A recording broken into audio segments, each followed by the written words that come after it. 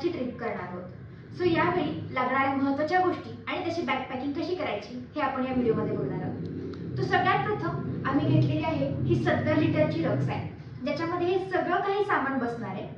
So ही एक रक्सॅक घेतलेली आहे। सो सामान काय काय घेतलंय ते आपण पाहूया। सो सगळ्यात पहिल्यांदा घेतलेत वेट टिश्यूज, नॅपकिन आणि टॉवेल, जो प्रवासामध्ये वापरता येणार आहे। त्यानंतर एक बेडशीट प्लस ब्लँकेट असं कॉम्बिनेशन असणारी एक गोष्ट घेतली आहे, जी आम्ही पूर्ण प्रवासामध्ये वापरणार आहोत। त्यानंतर थंडीमध्ये वापरता येण्यासाठी आम्ही घेतलेले थर्मल्स। त्यानंतर उन्हापासून बचाव करण्यासाठी एक कॅप, जर्किन।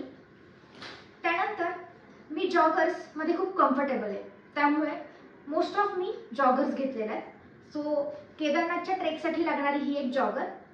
त्यानंतर 3 sets of track pants plus jogger. त्यानंतर 4 ते 5 मी टॉप्स घेतलेत, जे मला इंटरनल जो काही प्रवास असणार आहे त्याच्यामध्ये वापरता येणार आहेत। त्यानंतर एक वुलन कॅप घेतली आहे, एक मफलर। त्यानंतर आम्ही 7 ते 8 दिवस प्रवासामध्येच असणार आहोत, त्यामुळे आम्ही 3 पेअर्स ऑफ सॉक्स घेतलेले आहेत। मला 3 पेअर ऑफ सॉक्स सफिशियंट वाटतात, त्यामुळे मी तेवढेच घेतले। त्यानंतर जर पाऊस वगैरे आला तर त्यासाठी मी एक छोटीशी छत्री घेतली, खूप लाईट वेट आहे, त्यामुळे तिचा काही फारसा असा इम्पॅक्ट पडणार नाही आहे बॅगच्या वजनावरती, त्यामुळे एक लाईट वेट छत्री घेतलेली आहे। त्यानंतर पूर्ण प्रवासामध्ये कम्फर्टेबल असावं यासाठी मी एक स्लीपरची जोड घेतली आहे, खूप हलकी फुलकी डीमार्टमध्ये इझिली अवेलेबल होते अशी एक स्लीपर घेतली आहे। त्यानंतर कम्फर्टेबल असे शूज घेतलेत, जे की मी एव्हरी ट्रेकिंगला वापरते। अशाच पद्धतीचे मी शूज घेतलेत, जे माझ्यासाठी कम्फर्टेबल आहेत आणि मी इझिली ह्यामध्ये ट्रेक करू शकते। सो हे मी वापरलेले आहेत आणि ह्याला खूप छान अशी ग्रिप पण आहे, त्यामुळे मी हे शूज घेतलेले आहेत। ही एक सॅक घेतलेली आहे, जी 30 लिटरची आहे, जी मी प्रवासामध्ये वापरणार आहे, ज्याच्यामध्ये रेग्युलरली लागणाऱ्या गोष्टी जशा की मेकअपचं सामान, पॉवर बँक, चार्जर, मेडिकलच्या गोष्टी आणि सॅनिटायझर वगैरे अशा काही गोष्टी घेणार आहे, त्याही मी तुम्हाला दाखवते।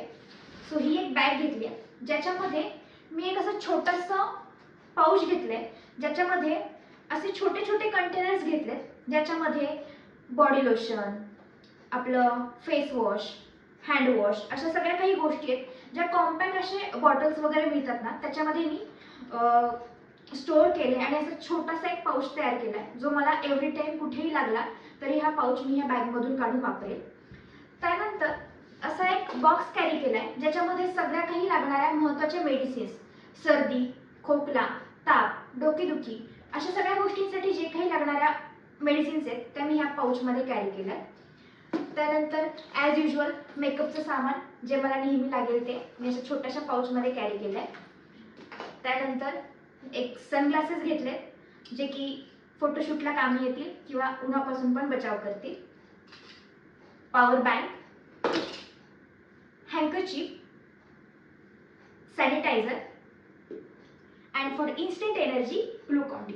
सो आम्ही ग्लुकॉन-डीच्याच बॉटलमध्ये ग्लुकॉन-डी भरून घेतलंय, जे आम्हाला कुठेही प्रवासामध्ये इझिली वापरता येईल। ते मी ह्याच बॅगमध्ये ठेवणार आहे, कारण ते इझिली काढून मला कुठेही वापरता येईल। आणि आम्ही केदारनाथ आणि बद्रीनाथ अशा ट्रेडिशनल ठिकाणी जाणार आहे, त्यामुळे मी 2 असे ट्रेडिशनल वेअर्स घेतले, जे मी तिथे घालणार आहे। सो अशा काही गोष्टी घेतल्या। त्यानंतर अजून एक छोटीशी गोष्ट घेतली आहे, ती म्हणजे ही छोटीशी बॅग। ही अशी फोल्ड होऊन एवढी छोटी बनते, ही जेव्हा अनफोल्ड करतो आपण तेव्हा ही अशी मोठी सॅक बनते 17 लिटरची। सो ह्याच्यामध्ये मी जेव्हा कुठे ट्रेकिंग करणार आहे तेव्हा ह्याच्यामध्ये एक पाण्याची बॉटल आणि एक पेअर ऑफ आपण जे कपडे घालणार आहेत ते ह्याच्यामध्ये बसू शकतात। सो अशा पद्धतीची सॅक मी घेणार आहे, जी ह्याच बॅगमध्ये ठेवणार आहे। जेव्हा तिथून पुढे कंटिन्यू करायचं असेल ट्रेक तेव्हा मी ह्या बॅगमध्ये घेऊन जाणार आहे। सो अशा पद्धतीने लागणाऱ्या ह्या गोष्टी मी घेतलेल्या आहेत। So let's have a fun for Kedarnath and Badrinath trip. Bye bye.